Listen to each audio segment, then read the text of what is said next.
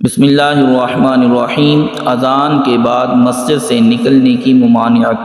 حضرت ابو شعثہ علیہ الرحمہ نے بیان کیا، ایک شخص اذان کے بعد مسجد سے باہر نکلا تو حضرت ابو ہریرہ رضی اللہ تعالی عنہ نے فرمایا، اس شخص نے سیدنا ابو القاسم صلی اللہ علیہ وسلم کی نافرمانی کی۔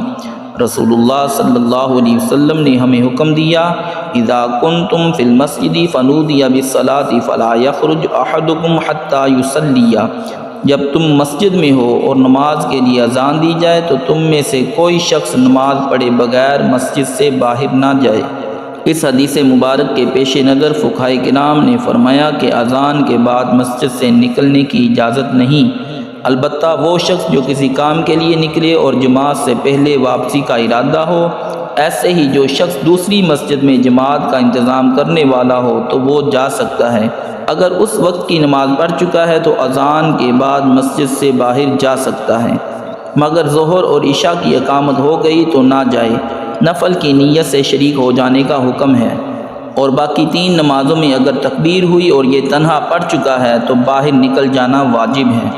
اللہ تعالی ہم سب کو صحیح معنوں میں عمل کی توفیق عطا فرمائے، آمین۔